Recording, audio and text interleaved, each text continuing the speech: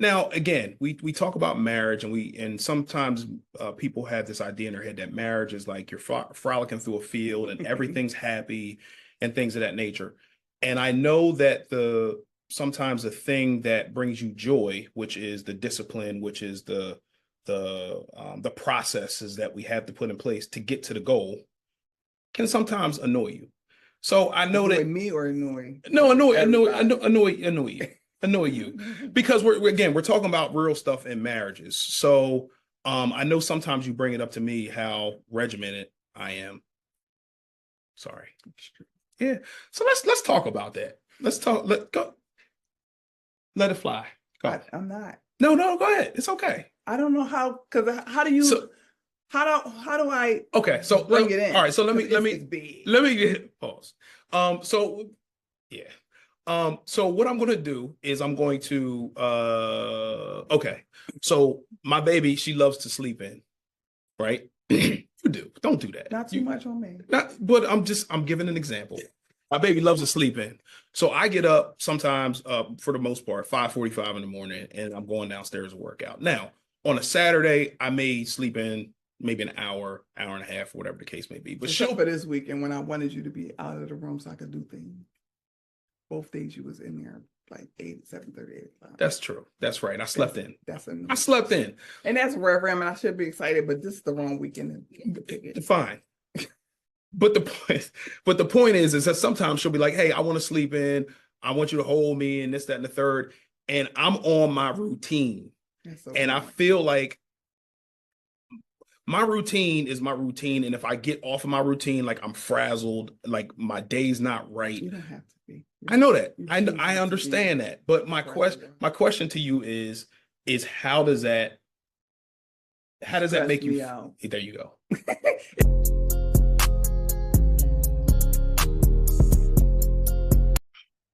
Hey, family. This is Che Willis coming back with another episode of Wealth is a Journey podcast. Guys, this is episode 94.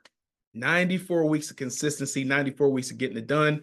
But before we get started, if you are a new listener, watcher, or subscriber, thank you so much for joining us. On this podcast, we talk about faith, family, and finances, among other things. If you are a return listener, watcher, or subscriber, thank you so much for joining us. Hopefully, we are adding value to your lives on the way to the M's. Because as always, we are on the way to the M's. Now, as you can see, the set is a little different today. We got somebody to enhance the look of the podcast. We have been on a marriage series for the last 3 weeks. Different people, friends of ours, coming on the podcast and just talking about the good times, any challenges they had in their marriages, if they're doing business as well together. How can we help you be a better married couple? Or if you're on the fence about being married, how you can do it better. You know what I'm saying? And how you can do it good. Excuse me. So don't fix your face, please. I want to say do it well. That's fine. Thank you so much. Good. She enhances me. Anyway, this is my lovely wife, Tanerra Willis. Let's go. She's so dry. Oh my goodness gracious. Okay. Part of your podcast. Of course. I feel privileged today. You should be. Thank you. Thank you. So this is my lovely wife. We've been married for how long? See that? 19 years. That's right. I told you she was gonna be on the hot seat today. She didn't believe me. But we've been married for 19 years. We've been friends for a lot longer than that. And today we are going to get into a little bit of our journey. Some of you who have seen the podcast before, this is, I think, our third or fourth time being on a podcast. Wait, out of 94 episodes, I mean, the ratio feels off. If it's about faith, family, and finance, you'll be on a lot more. But I have you on zero. I'm in a 1%. Don't. Oh goodness gracious! Some people say I watch your podcast and I'm not on it. That's true. We're gonna fix that. We're fixing it today. All right, there we go. But now we've been married for 19 years, friends for a lot longer than that. And today we're going to talk about journey, our journey, and some areas of opportunity that we've had over the years to make our marriage better, We're going to talk about parenthood. We're going to talk about business, things of that nature, because my baby's an entrepreneur as well, which y'all probably don't know. But we're going to get into it and talk about it. Now, before we get started, on a serious note, I want to tell a story. And if you can identify with this story, please put it in the comments, please. So there's a young man who graduated from college, and he started working at a corporation, and he's doing his job. He's doing the best he can to provide for himself at the time, and he's making a lot of money, $20,000 a year to be exact. And so this gentleman, he's working, and then he gets a phone call. Hey, I'm in distress. I need a rental car. Can you please, sir, please come pick me up? So the gentleman says, absolutely, no problem. So he picks the person up. The person gets in the car and then starts bossing him around, telling him what to do. Put your seatbelt on. And he's grown, by the way. Okay. And long story short, the person, who was a young lady, asked for his chirp. There was, the Nextels were hot back in the day, so I asked for the guy's chirp, and they've been friends ever since. And then she was bold enough to ask him out on a date. Stop doing it. You're doing too much. No. Yeah. Oh, okay. That's my story. Okay, you tell your own. You tell your own story. So long story short, they end up together. But the thing was, the guy was only focused on his bread. He was focused on just advancing his career. But then this young lady comes along and trying to take him off course. But it's a love story. It ended up going well. So if anybody can identify with that story, please put it in the comments. Now, how could they identify with because that? the person was focused, and then the young lady came along and then tried to, you know what I'm saying? She shifted the focus. She shifted the focus. Or did her bottom shift the focus? Yeah, that's true. That's her endowment. Yes, she was, and yeah, her endowment was endowing. Yes. Anyway, I was trying to get to work in school. I was focused as a young lady as well. Oh, so you know the story. Not quite how he told it, guys. As you can see, he loves to fabricate and tell stories that favor him. It was so weird along the way. Of course, I didn't call the rental car company looking for him at all, and definitely didn't call him sir. In my story, that's how it happened. Continue, please. Still call him sir. But I don't feel like I have to debunk that story because it sounds so fabricated. They're okay. Okay. All right. Well, anyway, 19 years later, they end up getting married. They have a kid. They have businesses together. They have businesses apart, and they're thriving. They're thriving. Now, what I want to know, baby, is you were in a town. Can you just, first of all, talk about where you're from and all those things, and then we'll get into it. What's all those things? A little clarification. Just talk about where you're from, and then we'll get into it. I don't know where he's going with this, so I hope I check the box. I'm from Chester, Pennsylvania. It's an inner city outside of the city of Philadelphia. Exit 6, if you know, you know. It is a urban city. It is an underserved city, but it's also a city of a lot of richness, a lot of unity, a lot of closeness, a lot of togetherness. I get my resilience from my city. I get my conflict resolution. I get my endurance. I get my strength from my city. I get my sense of community and respect from my city. But it did come with a lot of challenges: poverty, poor school systems, gun violence, drugs, and limits, right? Socioeconomic limits. Does that cover what you were looking for? Absolutely. So when you were coming up, there was not a lot of marriage and things of that nature. And I know you coming up, and you're in a strong family. A lot of the women in your family are super strong. What I want to know, and you've talked about this before on this podcast, so it's not anything new. But how did you know that when I came along and we were, no, this is serious. When I came along and we started dating, that you wanted to be married, or Oh, it was okay for you to be married based on the way you came up? I understand your question. So my okay, let me phrase it another way. My question is were there a lot of married people in your family when you were coming up? Um, I want to say yes and no. Okay. So I would say successfully married, no. Hmm. But all of my aunts Hmm. had been married at some point. My mother had been married. Hmm.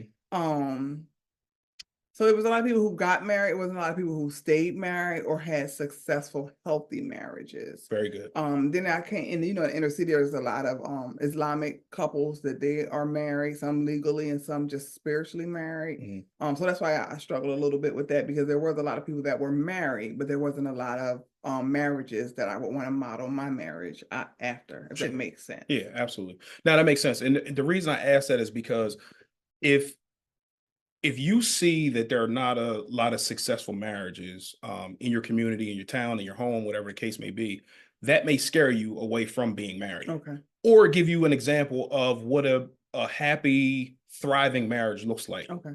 So, how did you not allow that fear to say, you know what, I see what marriage looks like, I'm good? Okay. So I never had fear. But I like you said, I knew what I did not want. I know what didn't work. Hmm. So I always say I didn't have a model of what I wanted, but I had a model of what I didn't want. So I knew to do the opposite thing. I think I am one of those girls that's a girl's girl in that regard, where I always wanted to be married. So I never had a fear. I always wanted to be married, but I just knew what I didn't want my marriage to look like. One of the things I remember seeing a lot of when I was young is people or men not wanting to go home Mm.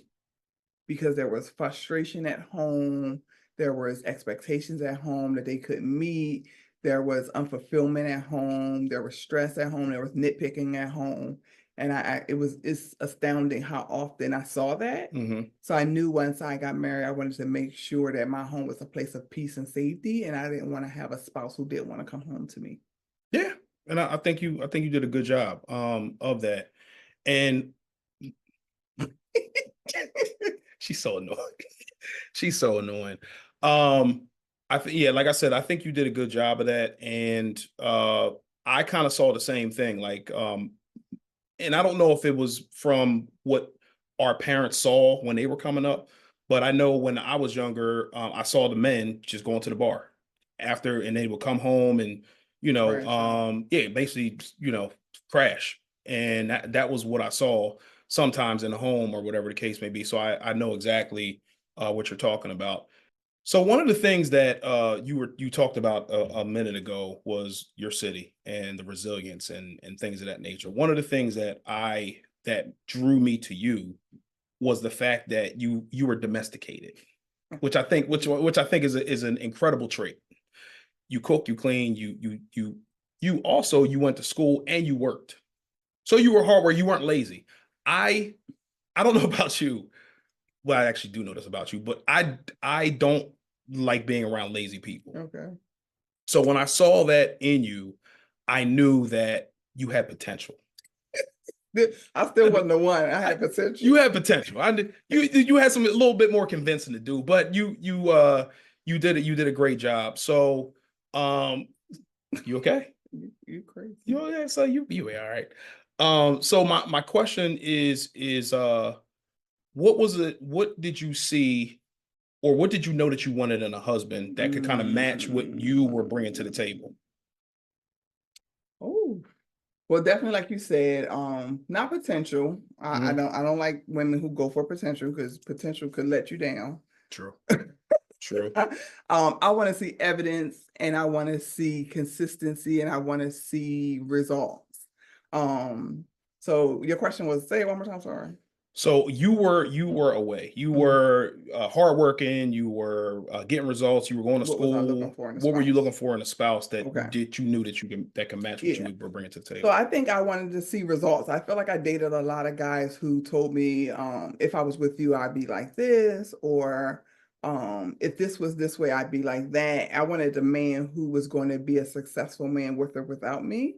And that's what I saw in you, that you were very driven and you weren't focused on any external factors to make yourself successful and to make yourself happy, secure, and you had a vision and goals. I think those are some of the things. A man who had vision, a man that was a man within himself and didn't need any outside party to make him a full man, a man who wasn't influenced by trends and by friends and family, confidence, God-fearing, and a leader, somebody who had a vision for his life and his family's life. I think those are some of the things.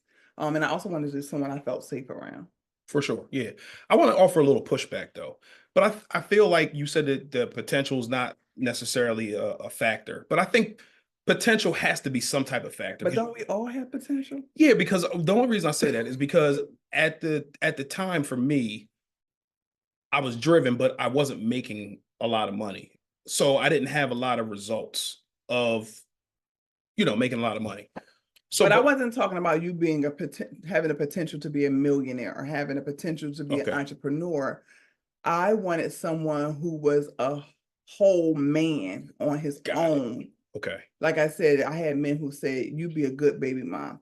Turn off." If anybody says that to you, like they already putting you in a lesser category. Like, for sure. I would be a better person if I was with you. I knew if I was with you, I'd be more driven, or I go after this career. And you weren't like that. You had a plan that was not inclusive of anyone. I remember us talking, and you talked about being in real estate, and you talked about you didn't care about outward appearance in regards to expensive clothing. You were already a homeowner, I think, right? Yeah. Yep. So it wasn't you waiting. Most people I dated wanted to stay with me or get an apartment with me. Yeah. They didn't just already have. So it wasn't me believing you could be a homeowner. I saw that you were a homeowner. It wasn't me believing that you could hold a job down. I saw you holding a job down. It wasn't me believing that you could own property. You were already showing me those things. Yeah. So if someone tells you that, that's great, but allow them to show you that as well. No, that's good. That's really good. I think also with any life that you want to live, it takes hard work, and we're bouncing around a little bit. And I feel like we're talking to the single people. Are we talking to the single people? We're talking to everybody because I feel like with marriage, whether you're single or you're married, I feel like you can grab if you're looking for it, if you're seeking good information, there's going to be information in this podcast episode or the other podcast episodes that can help you somewhere along the way. One beautiful thing I like to talk. I like when I'm talking to other married couples is that you feel like you're alone. You feel like you're the only one going through whatever the thing is. But as you talk to other married couples, you realize that you're not the only one going through whatever the issue is or success is, or whatever the case may be. So that's why we're having the marriage series, is because like I feel like if you are on your way to the M's, you have to have your partner on board with if you're the leader. You have to have your partner on board with where you're trying to go, which leads me to my next question. So I came to you with this crazy idea. Hey, let's combine our money. Let's try to pay the house off. Now that happened a little over 8.5 years now. And in November, we celebrated 1 year of having our house paid off. So clap it up for that. Let's go. Let's go. Yes. So how was paying the house off to you? Because I know how I felt about it. When we did it, how did you feel? And was it, because I felt like when we paid the house off, there was going to be like this parade going down the street and people were going to be cheering us on, and not saying that we didn't have that, but I thought that there was just going to be this big extravaganza, and it was just like, okay, you paid the house off. Now What's what? next? Yeah. Exactly. Yeah. So how did you feel once we did it and 1 year later? It felt surreal in the beginning. It was super exciting. I feel like you don't believe you can do it. Well, I don't know. The reality of it was different than the process of it. I feel like during the process, it was just a task. Like, we're paying extra, we're doing this, we're cutting back, we're saying no to this and that because we have this project. So I feel like the project was almost like like a job, a task. Sure. But once it was really done, it was like really shocking, but in a good way. It was overwhelming again, but in a good way, because it was like, wow, I can't believe we did this. I can't believe I've done this. I can't believe that I don't have a mortgage. There's not too many people who have a home in our price range that have paid it off. That we know. Sorry, For I sure. couldn't say nothing that we know. There's people I know who bought homes for short sale or for foreclosure who may have a home paid off. But when you get to, hundreds and hundreds of thousands of dollars, and then in a time frame, right? Yep. Of course, in 30 years, some 15, 20 people have done it, but in less than 10, I don't know anyone else. So it felt exciting, but it also it's like, okay, let's share with everybody so they can do it as well. Because I don't think we did anything super crazy. We did not deplete ourselves by working 2 and 3 jobs each. We did not deplete ourselves by depriving ourselves of everything. We made some, Sacrifices. Yeah, we made some sacrifices and some decisions that helped us get there, but we still enjoyed life as well without overindulging and being, doing a whole bunch of immediate gratification constantly. Yeah. Okay. So that's good. So I know that also the same thing that can bring joy to your life can also upset you and get on your nerves. Now, again, we talk about marriage, and sometimes people have this idea in their head that marriage is like you're frolicking through a field and everything's happy and things of that nature. And I know that sometimes the thing that brings you joy, which is the discipline, which is the processes that we have to put in place to get to the goal, can sometimes annoy you. So I know Annoy that me or annoy? no, Everybody. annoy you, because we're talking about real stuff in marriages. So I know sometimes you bring it up to me how regimented I am. Sorry. Yeah. So let's talk about that. Let's talk. Let go. Let it fly. Go. I'm not. No, go ahead. It's okay. I don't know because how do you So how do I okay. So bring it in? all right. So let 'Cause me it's big. let me get pause. So yeah. So what I'm gonna do is I'm going to okay. So my baby, she loves to sleep in, right? You do. Don't do that. Not too much on me. Not, but I'm giving an example. My baby loves to sleep in. So I get up sometimes, for the most part, 5:45 in the morning, and I'm going downstairs to work out. Now, on a Saturday, I may sleep in maybe an hour, hour and a half, whatever the case may be. But Except for this weekend when I wanted you to be out of the room so I could do things. Both days you was in there like 7:30, 8 o'clock. That's true. That's right. I slept in. That's a I slept in. And that's rare. I mean, I should be excited, but this is the wrong weekend. Fine. But the point is that sometimes she'll be like, hey, I want to sleep in. I want you to hold me and this, that, and the third. And I'm on my routine.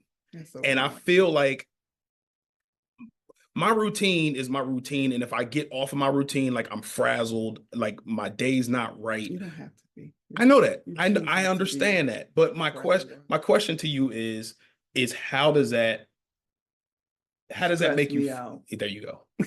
It stresses me out. So it's funny that you asked me that, because I literally was thinking that today on the way home from church while I was driving next to you. Okay. I feel like in marriage and in relationships, the same thing that you may admire or enjoy in one realm could be a burden in another realm. So while I admire your consistency, your discipline, your reliability, when it comes to our finances, when it comes to how you show up as a man in our as a father, in church, your exercise, your eating, all of those things being regimented is what helps you be successful, right? But then when it comes to wanting to have fun or wanting to relax or wanting to make a split decision, that can torment me. Yeah. Yeah. Heavy on the torment, because it's not always that heavy, it's not always that deep, and you don't have to be that rigid. So I admire it in those other areas, I don't want to say despise, because I feel like that's really strong, but it nips at me. It annoys you. More than annoy. Oh, okay. It could be frustrating. Okay. So if I say, like right now, your plan was we're going to go to church, we're going to shoot the podcast, we're going to clean the basement. We're going to do the thing. If I say, oh, babe, let's go get some ice cream. Exactly. Yeah. It throws him off. And I'm like, all right, well, we're going to still do those things, but 20 minutes later. Yeah. Because, the place is right down the street. So and know that rigidity in that regards. And that's a real life example. Y'all might think it's little, but it's true that because he's already had his day set in his brain and it has to go that way. So when you throw something in the middle of it, it can stress or overwhelm him. And for me, I'm like, it's no big deal. Yeah. So to answer your question, how does that show up for me with you being so systematic in your lifestyle? I love it in some regards, and in some regards, it is very frustrating, overwhelming, and upsetting at times. Yeah. If we're honest. And listen, and this is why we're doing this again, because we are all a work in progress. You might see somebody on social media, you may see people doing well, but everybody has challenges. Mm-hmm. That's real. And I think just to share, another Yeah, example, because you might have somebody that loves to have fun, right? And you love that about them because we can go out, we can let our hair down, we can laugh, we can joke, you can take them to any party and things like that. But then that same person might be that way when it comes to work, or they want to just have a good time. They are not focused, they are not disciplined. But I think it's a challenge when you celebrate it in one area, but in another area, they can't cut it off because that's who they are. They're a party person. They're a relaxed person. They're a laid back person. They're the same person. So sometimes it's tough to criticize or judge that person because that's who they are. Yeah. So I think that's where it's a challenge. Like, I'm not just upset with you because you don't do it. I'm also wondering how to work with you in that because I know that's who you are. Mm-hmm. So it's like, okay, how do I fix it? Because sometimes it's, I don't know what to say. Yeah. It affects me. For sure. When you won't be a little bit more flexible. So you thought about it, how to fix it. What have you come up with? What's going on, family? This is Che Willis from Wealth is a Journey. Did you know that we just started a wealth building community? In this community, we meet once a month on Zoom. We discuss financial areas of opportunity. We discuss wins and strategies to get you to the M's. In anybody's wealth building journey, if you're just starting out, it can be super lonely and difficult. In this community, we're also going to hold you accountable to where you say you want to be. So if you need the accountability, if you need the family atmosphere, if you need help getting to your desired financial result, come join the community. My website is www.wealthisajourney.com. Join the community today to get to your financial result. Thank you. See that domestic violence? This is filmed. Okay. I think as much as possible, give you a heads up and say, hey, what about this? Can we do this? Because you love to plan, you love to know in advance, to kind of sit through it. You like to process. You don't like spontaneously doing things. So that's one of the ways. Not all the time. Most of the time. Okay. So I think that's one of the ways I try to do it, but that I don't always have that option. Sometimes I literally just want to get ice cream right now. I didn't think of it 6 o'clock in the morning so you can work through it and process it. So sometimes you gotta just get over yourself, to be honest. Sure. And then other ways, I also have to say, be okay with the no sometimes, which is hard for me, is to take the no. So I think there's a few things. Sometimes it tell you in advance if I can. And sometimes you have to be flexible. Sometimes I have to be okay with no. And I also have to be flexible because maybe it's not a no, but maybe it's can we do it differently or in a different way or at a different time? Right? Yeah, absolutely. And I think one way for people to be successful in any area of their life is you have to be self-aware. And I understand that, again, I've not arrived. I have flaws. I have issues that I'm constantly working through. Okay, for an example, like you argue with your spouse and you're the cause of the argument. When you know in your heart that you should go apologize to that person, you just dig in and like, nah, I'm not apologizing. But that's real. That happens sometimes. So you have to be self-aware to know that, I got an issue here because it's affecting this other person here or the family. Because at the end of the day, like for me, and we talked about this earlier in the week, the reason that we do all these things is to provide a lifestyle of whatever we want to do, we can just go do it. Mhm. But sometimes that thing can be the thing that Pulls causes you away from pain. it. Yeah. Exactly. And it pulls you away from, like you said. So my thing is that I know that I need to be a little bit more flexible. Pause. Heavy on that. But I need to have more flexibility in my schedule to be able to do things. And having that conversation with Che, I told you about when he asked me was I workaholic thing. So basically, what happened was we were driving down the street and we were listening to a podcast. He in the podcast they were talking about being a workaholic, and he asked me, "Yo, are you a workaholic?" And I said, "Well, break down my schedule and let me know what you think."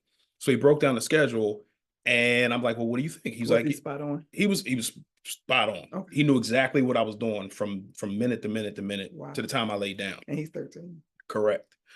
So, although I'm working to build something, although I'm working to provide these things, if I'm not spending time with the people, building the relationship with the people that I'm doing these things for, Mm-hmm. then we build up this stuff and then we have a bad relationship. Mm-hmm. So it doesn't work. Right. So just having those check-ins and having this exchange now, it helps because like there's still more work to do. Mm-hmm. And that's the thing about, just life period. Like you're constantly working on being better. So thank you. I don't anyway. Okay.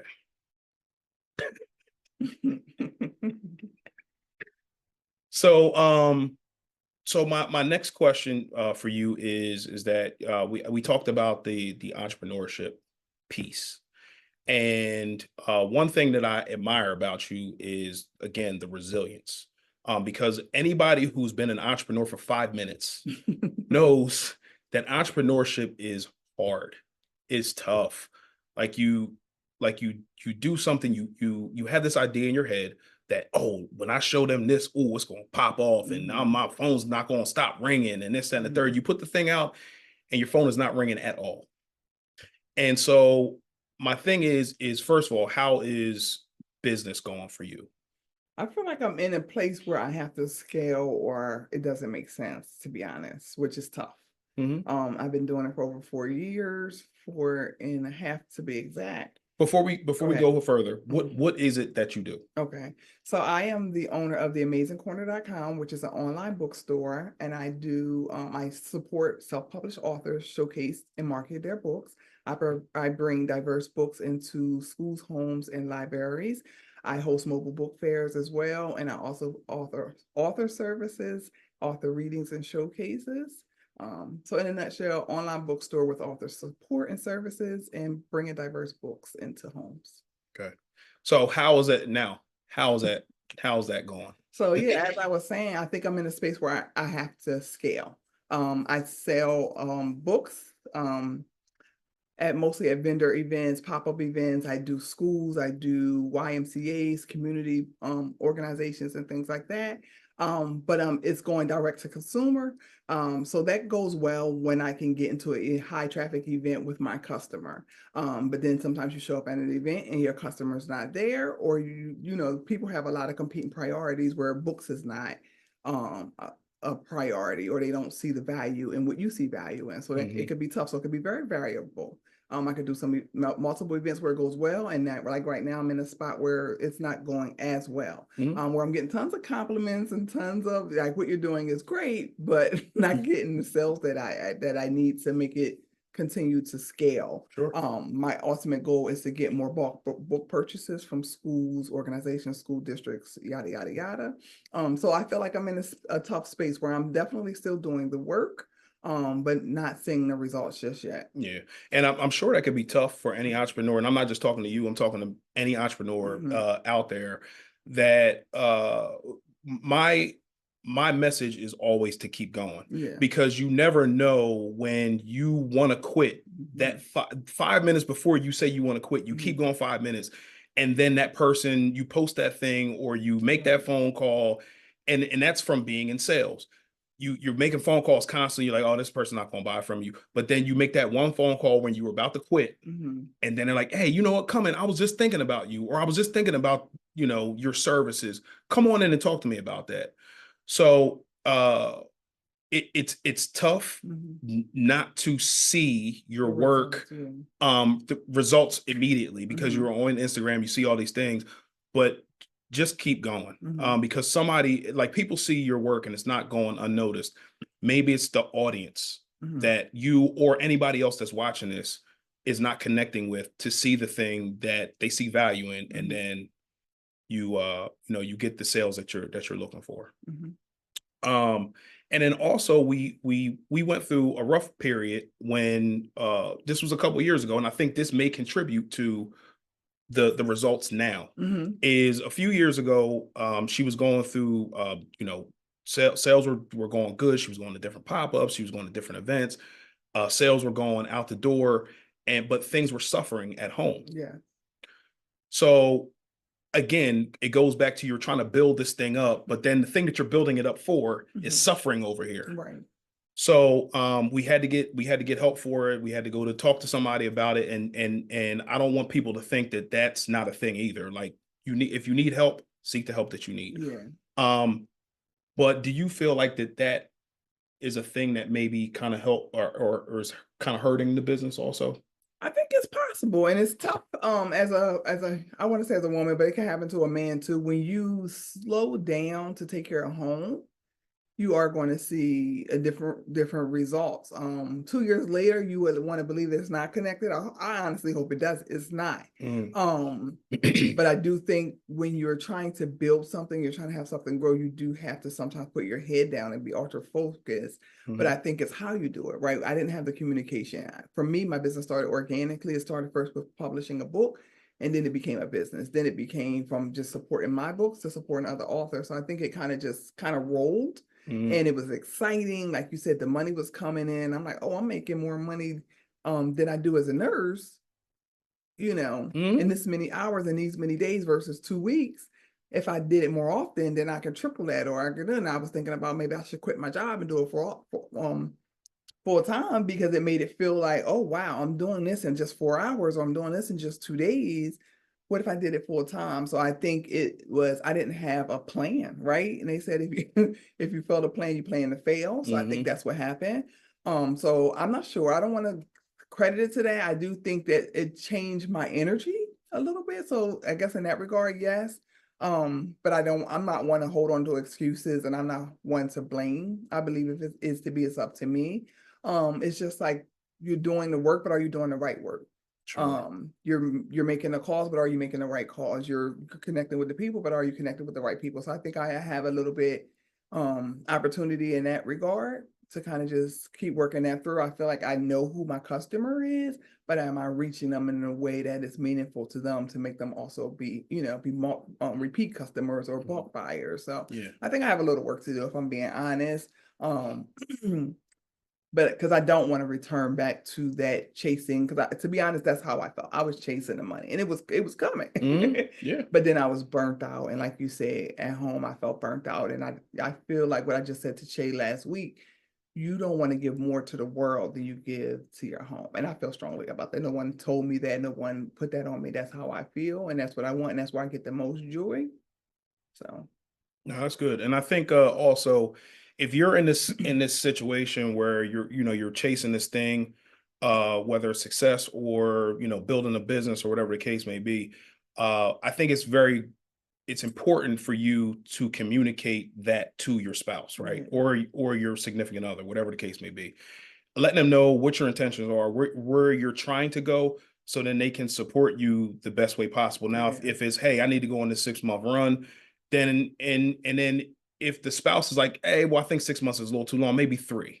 Let's do 3, and then kind of go from there. But just, I think having that conversation is super helpful. And to go back to what you're doing now, if you need that, that's fine. I'm talking to you now. just let us know so then we can support you the best way possible. Yeah, I And think not just a conversation, having a plan. I think that, like I said, I think I didn't have a plan. I was mm, chasing the opportunities, they were coming, and I was grabbing every opportunity. mm, And it wasn't a strategic plan. So I think when you come with the spouse with something as grand as that, you should have a plan so they know what to expect. Because if you don't have a plan, they don't know what to expect. sure. It's just going to just happen spontaneously, and we have to constantly adapt or be affected by it. And I don't think that's okay.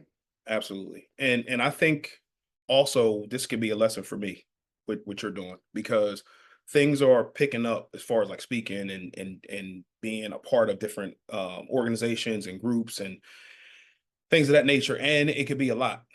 Um, so if I feel like if you see what happened to you because you were in it at the time, if you see that in me, pull me to the side and let me know before I kind of go off the deep end. Because for me anyway, and you guys kind of got you kind of got this already. Like once I go into something, I'm diving head first Mhm. into whatever the task or job is to make sure it comes to its completion. Yeah. So, but yeah, this is good. This is good, and I think also if you're if your spouse or yourself, if you see this and you're reflecting on your business or your job or whatever the case may be, and you see that it's not working, before you quit, pivot and see like okay, well, my I think my audience is over here, but you've been going over here for a year or two or whatever, and maybe they're not over here. Mhm. Before you quit, see if they may be over here, and maybe that 6 month run or that 3 month run or whatever the case may be, because a lot of the work and the hours that you're putting in are not going unnoticed, but you may just be need to focus that energy in a different direction to a different group of people. And so we had a conversation last night, and I'm like, well, why don't we go over here instead of focusing over here? And I think things are going to turn around.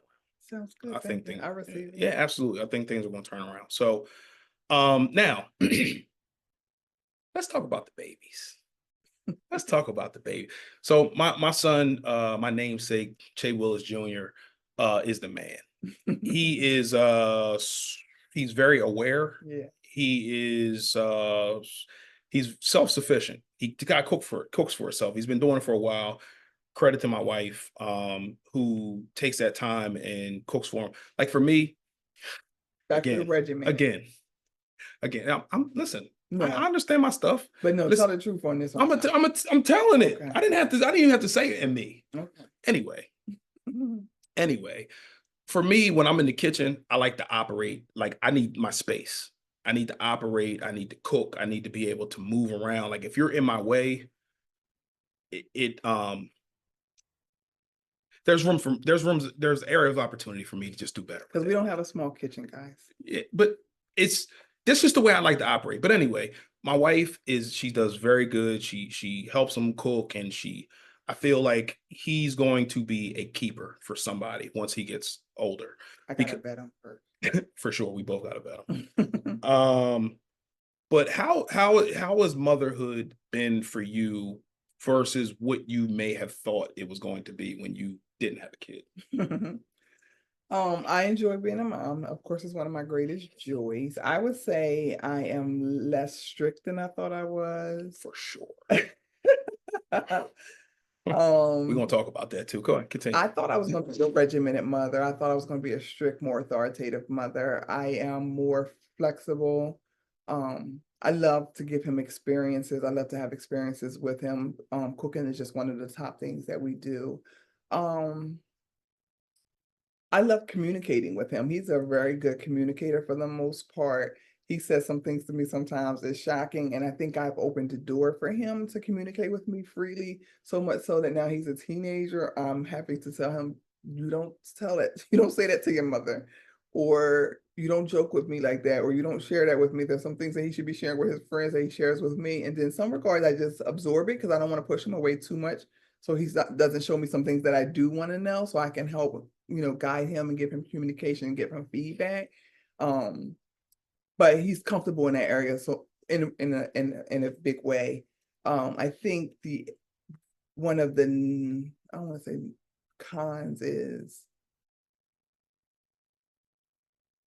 not giving him things. So I think I struggle with that a little bit. I agree. And he doesn't ask for a lot, but I still struggle with not giving him what he asked for. Yeah. I yeah, I agree. I think he's like me in that regard. Like I didn't have a lot growing up, but I wanted a lot growing up, probably because I couldn't get it. Right. Same. So I think he's like me now, I'll say. Yeah. I don't care about the designer stuff. If I wanted to buy it, I could. It's not really that important to me. Right. And I feel like he's that way. Yeah. Like if I like the other day I wanted to take him shopping and his mom was like, yeah, well, make sure you buy him some nice stuff. Like he's a kid. Like if he goes out and plays in nice stuff, he's gonna mess it up and then you're gonna fuss at him for messing the stuff up. But if he was on the schoolyard or whatever, sure. But buy him nice stuff. So we went to H&M and we ran it up. Went to H&M and ran it up. You know what I'm saying? But I feel like also I think you're a really good mother. Going back to the original question. But at the same time, you can't compliment somebody and then say but. No, you can say all right, okay. You're a great mother. Period. Now moving on to the next sentence. You and I'm sure gentlemen, guys who are parents can identify with this. Everything is funny until it's not. Meaning that they're laughing, they're joking until she gets annoyed. And then she'll be like, yo, well, go get your son. I'm like, well, fam, this is the relationship that you built with him for him to be able to say whatever. He don't say stuff like that to me because he knows better. So hopefully, guys, you can identify that. If you can identify with that, please put it in the chat, put it in the comments, because like that frustrates me too. Like don't allow him to say whatever he wants and everything's funny until you don't feel like laughing anymore, and then you want me to go get him. I feel like that's extreme. My baby don't do that. Okay. He's an excellent kid, man. He's an excellent kid. But one of the things I again admire about you is that you push him to be better. I think I mentioned in the podcast before that when you and him wrote a book, which I don't think you had mentioned, that they wrote a book together, which we'll put everything in the description of this video. But you pushed him to public speak.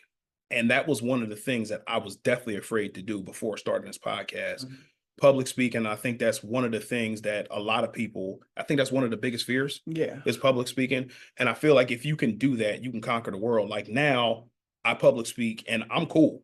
Can you say speak publicly? Speak publicly. I'm still me. I'm still working on some things. Okay. I public speak. Okay. Don't do that. Sit back. Don't do that. Don't play. All right, don't public. But anyway, I'll public speak. But my thing is that you pushed him to do that, and I was pushing my fears, but I didn't say anything. I let her go, but I wanted to say, don't allow him to do that. Let him go ahead. If he don't want to do it, don't let him do it. But what was the thing that pushed you to say that this was a good idea? So one of my biggest fears is for my son not to be able to manage the world and manage life on his own. And I think with kids now, and I think kids of any background, this can happen, but especially in the Black community, and especially with mom with boys, like we say, moms can over nurture boys sometimes. And I've seen it, growing up in my community. So I think that's what I saw. Again, I didn't have a lot of examples of what I wanted, but I had a lot of examples of what I didn't want. So I saw a lot of kids that are over nurtured, over protected, and not exposed. They don't have the ability to think critically, to problem solve, to advocate for themselves. And once they become adults, they crash and burn. And then they have anxiety, they have depression, they start to hide those feelings and fears and doubts and insecurities behind alcohol and drugs. That's a lot of what I saw. So my goal as a mom is to give him as many experiences possible that help him be able to navigate life on his own once he's on. So that's why it's important that he knows how to, clean his own house, groom himself, cook, speak publicly, communicate, advocate for himself. So I think that's why it was important to him So when we do vendor events, sales events, public speaking, he gets to deal with rejection because everyone's not our customer. Everyone doesn't like what we have to offer. Everyone doesn't like who we are. Everyone doesn't like our product. So he gets to deal with rejection on a regular basis. He gets to push himself to talk through insecurities and fears and doubts, making him speak publicly, making him use his Spanish skills publicly. It just makes him stronger and more confident, or having him face a problem and then talk it through. So it's going to help him with, so it's all about lifestyle skills I'm trying to teach him on his own. So once he's outside of our home, he does, because there's kids who go off to college and crash and burn because now I have to face real life where I was in this protected cocoon and bubble of safety where everything was provided for me and fixed for me and I was saved and hidden from. But that's not real life. So I think being a small business owner and doing these events teaches him what real life is. Yeah. And also any skills that he's going to need within entrepreneurship, seeing when it goes well and when it's not going well, and what to do, how to navigate through that also. And that's one of the things that helps me be a good parent, in my opinion, is the fact that I would rather see other people's mistakes and be able to live off of that as opposed to making my own. Now, making mistakes is good because you learn a lot of things, but seeing other people maybe crash and burn, or they're not thriving the way that they probably should be, that to me, I could say, okay, well, maybe they didn't do this, or maybe they need to do this a little bit better. And then I kind of mold my parenting style around that, which is why I teach him about finances. So you teach him a lot of great things. I teach him how to play 2K and teach him about finances. I'm terrible at 2K, by the way, but I'm still beating him, so I'm good. But no, that's good. So my last question on this, and thank you so much for your time, by the way. I appreciate you. I'm glad I took you under my wing so many years ago. Is give me or give us one key of how we made it to 19 years, because we're going on 20 now. And how have you done it?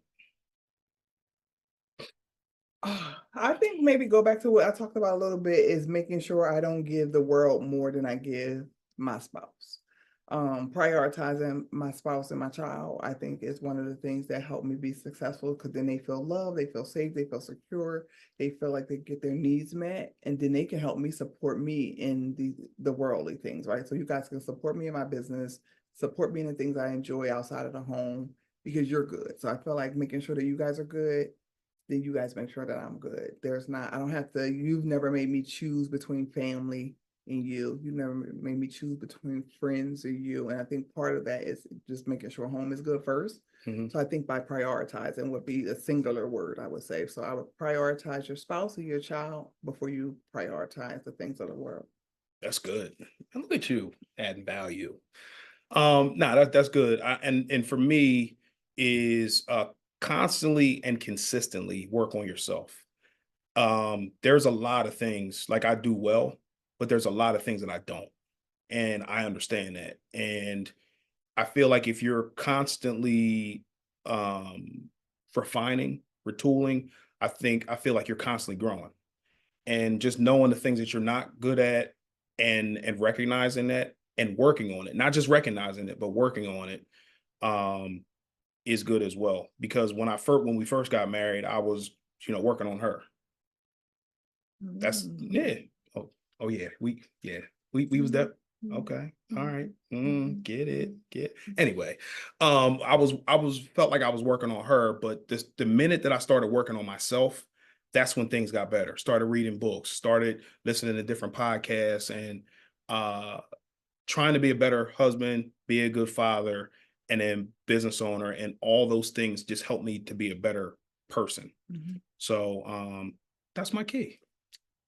That's my key. So guys, this will conclude the marriage series, but this is not going to be the last. We will have more coming up. We will have more in 2025. We are growing. We're getting better. We're having more opportunities to add value to your lives. And so just continue to stick with us.